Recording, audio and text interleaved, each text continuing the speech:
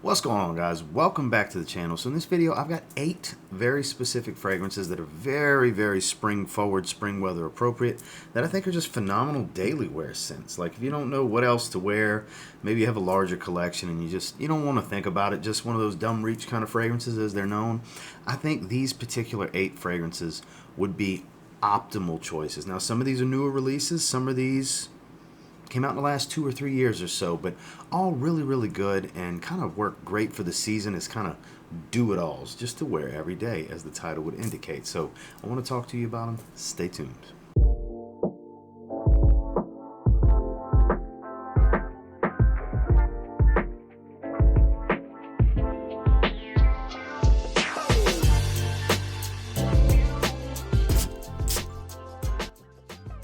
Starting off with probably the quintessential do-it-all fragrance in the designer realm. At least I think a lot of people will agree with me. It might even be in the thumbnail. I didn't make the thumbnail yet. But Narciso Rodriguez, Bleu Noir, Eau de Parfum. This is a phenomenal daily wear option if you like more woody and aromatic fragrances. It's clean and musky. It's a little powdery, but it's very pleasant. There's no real earthiness to this. It's vetiver and a few different woods with musk.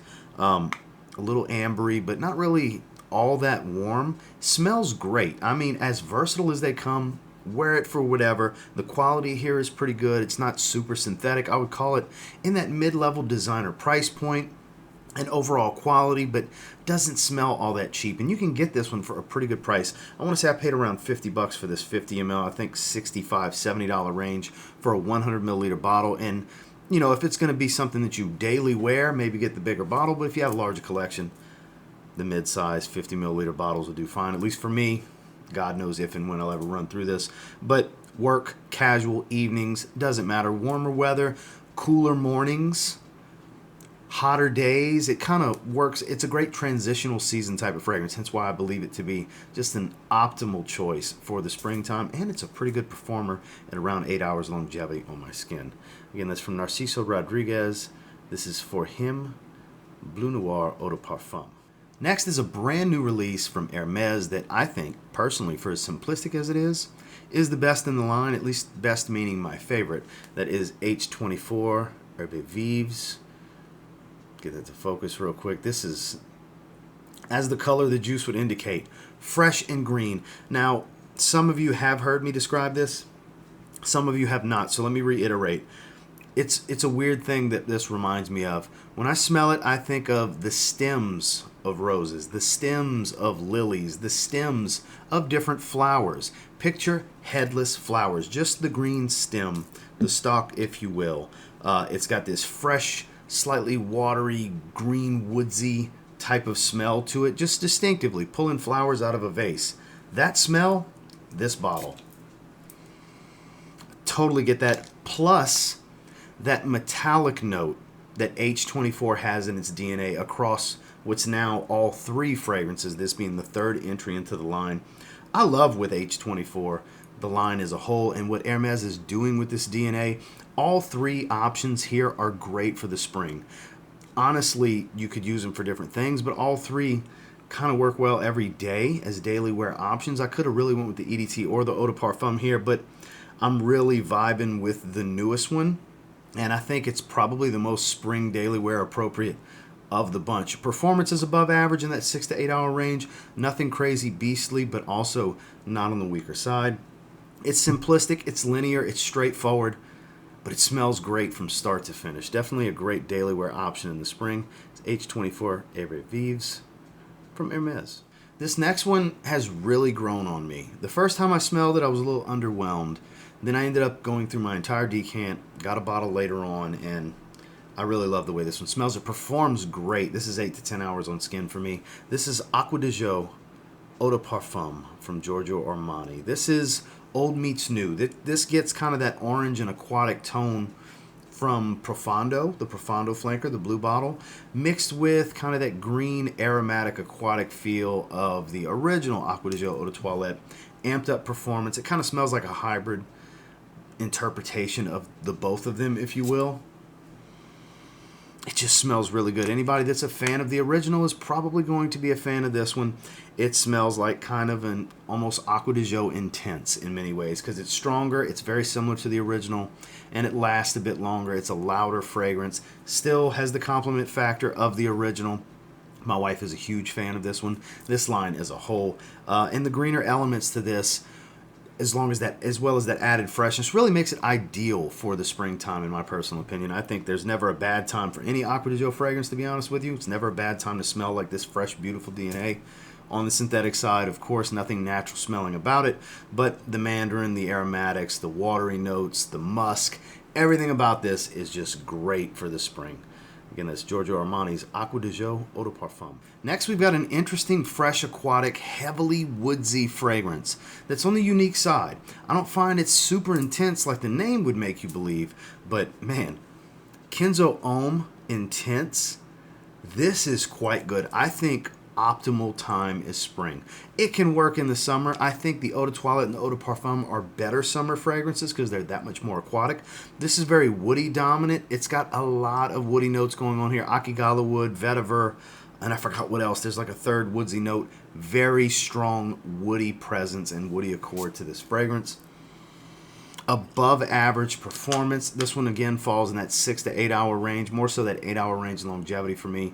Kind of average stuff in projection, but this is a great option. This is so easygoing, easy to wear, and versatile. Has all that freshness that most people enjoy, especially passers-by, not just you in the wearing experience. And it's very grounded by all this variety of woody notes that it has. It actually is a slight departure from the Eau de Toilette's DNA, just slightly. It doesn't smell exactly like it, but kind of makes it its own thing, and I kind of think that's a good thing at the same time. But a phenomenal option for daily wear because, I mean, who wouldn't want to smell like this? If you've ever smelled it, I'm sure you quite enjoy it. And that's Kenzo Homme Intense.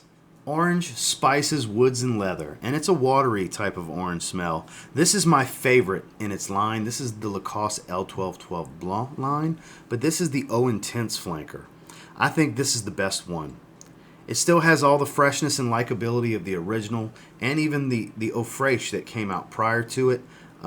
Instead of grapefruit, it's orange. It's a beautiful mandarin orange. The leather is intensified, as it should be in the Intense flanker. That brown leather accord they have is a lot stronger. It's woodsy and aromatic. Like I said, it still has a little bit of an aquatic feel because it's a watery type of orange, but performance is above average on this one as well. And it just smells great. It smells great. It smells true to the original, but intensified, named appropriately. 2023 release. Got cheap pretty quickly. I think this is a great daily wear year-round, not just in spring for somebody that likes stuff on the fresher side, but it's a little bit more interesting because the base notes are a bit more dense and grounded and give it depth. And that's kind of what this leather accord with the woody note really does for this one. It's not boring, it's not generic, but at the same time, it's so easygoing and easy to like. I think it's a phenomenal option for the spring. Again, this Lacoste L1212 Blanc Eau Intense. This next one is a brand new release. And I think the springtime daily wear is perfect for it because when you hear the name, you might not think it's as fresh as it is. But this is Ferragamo's Red Leather. This is the newer flanker in the self-titled fragrance Ferragamo, their particular line. This holds the rosemary and adds some ginger for some of the spice from the original, but it doesn't lose any freshness. You've got bergamot and orange. And the leather accord here I find to be a softer leather, kind of like the one found in a previous version called Bright Leather. I thought it would have been heavier. It's not. It's actually a vibrant, great everyday wear. The ginger here brightens the top up. It doesn't really make it super spicy, though it adds a little bit more spice to that rosemary because you get a little bit of that green cooking spice. The rosemary has kind of stood out in most of the line. Beautiful atomizer, as you saw. So far, my experience above average. Another one that falls in that 6 to 8 hour range, more so 7 to 8 hours in longevity. Not super loud, but present for the first hour and a half or so, arm's reach kind of stuff. And this is one that, again, doesn't remind me of any particular fragrances, but isn't crazy unique at the same time, is grounded by a leathery accord, some addition of ginger.